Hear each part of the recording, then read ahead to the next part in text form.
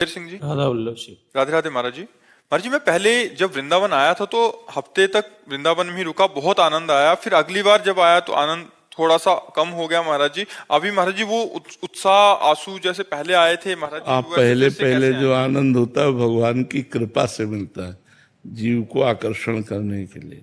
फिर उसको धीरे धीरे स्वयं साधना के द्वारा आनंद लेना होगा।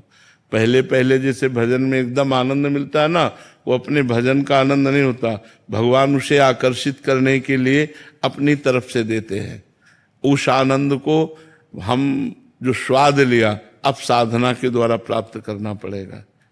नारद जी के प्रसंग में आता है कि वो जब बालक थे तो जब भगवान के भक्तों की 4 महीना सेवा करने के बाद संत चले गए, माँ पधार गई, तो घोर जंगल में गए और एकांत में बैठ कर के पीपल के नीचे जे भी ध्यान किया तो ये भगवान की मधुर झांकी आ गई और वह तुरंत अंतर ध्यान हो गई। अब बहुत व्याकुल, बार बार ध्यान धरें लेकिन वो रूप ना आवे।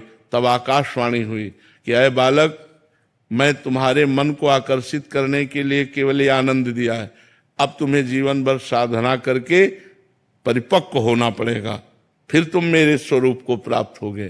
तो वही भजन करके फिर नारद जी के रूप में प्रकट हुए।